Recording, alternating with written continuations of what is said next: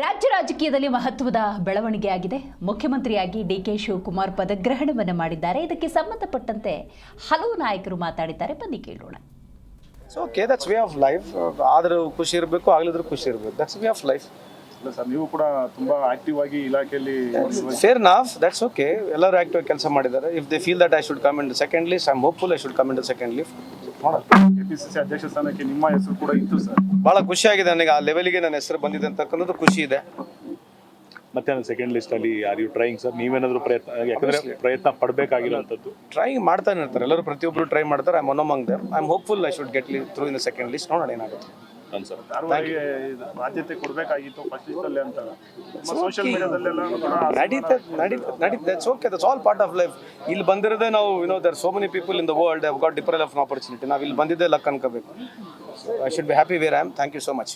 ರಾಜ್ಯಸಭಾ ಸ್ಥಾನದ ಜೊತೆಗೆ ದೇಶದ ಯಾವ ಭಾಗದಲ್ಲಿ AICC ಕೆಲಸ ಕೊಡುತ್ತೋ ಅವರು ಪ್ರಧಾನ ಕಾರ್ಯದರ್ಶಿಯಾಗಿ ದೇಶದ ಬಹುತೇಕ ರಾಜ್ಯಗಳಲ್ಲಿ ಕೆಲಸ ಮಾಡಿದರು. ಇತ್ತೀಚೆಗೆ ವಿಧಾನ ಪರಿಷತ್ಗೂ ಬಂದು ವಿಪಕ್ಷದ ನಾಯಕರಾಗಿದ್ದರು. ಮತ್ತು ಈಗ ಅಧ್ಯಕ್ಷರಾಗಿ ನೇಮಕ ಆಗಿದ್ದಾರೆ.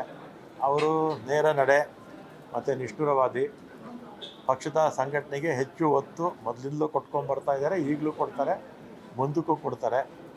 ಅವರ ನಾಯಕತ್ವದಲ್ಲಿ ಪಕ್ಷ ಬಲವಾಗಿ ಬೆಳಿಬೇಕು, ಬೆಳೆಸ್ತಾರೆ ಅನ್ನೋ ವಿಶ್ವಾಸ ನನಗೂ. ಹಾಗಂತಲ್ಲ, ಅವ್ರಿಗೊಂದು ಗೌರವನೇ ತಗೊಂಡು ರಾಜ್ಯಸಭೆ ಕೊಟ್ಟು CWC ಕೊಟ್ಟರೆ ಅವರು ಸಿದ್ದರಾಮಯ್ಯನವರು ಮೇಲೆ ಕೇಂದ್ರ ಸರ್ಕಾರ ಜೊತೆಗೆ, ಕೇಂದ್ರದಲ್ಲಿ AICC ಜೊತೆಗೆ ಒಂದು ಒಡನಾಟ ಇರ್ತದೆ ಮತ್ತು ಅದೊಂದು ರಾಜ್ಯಸಭಾ ಉನ್ನತ ಕೊಡುವಂಥದ್ದು. ಈಗ ನಮ್ಮಲ್ಲಿರುವಂಥ ಪದ್ಧತಿ ಅದು. ಸಿದ್ದರಾಮಯ್ಯನವ್ರಿಗೆ ರಾಷ್ಟ್ರ ರಾಜಕಾರಣದಲ್ಲಿ ಅವ್ರಿಗೆ ಆಸಕ್ತಿ ಇಲ್ಲ.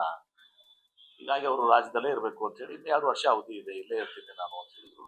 CWC ಮೆಂಬರ್ ಆಗಿ ಒಪ್ಕೊಂಡಿದ್ದಾರೆ.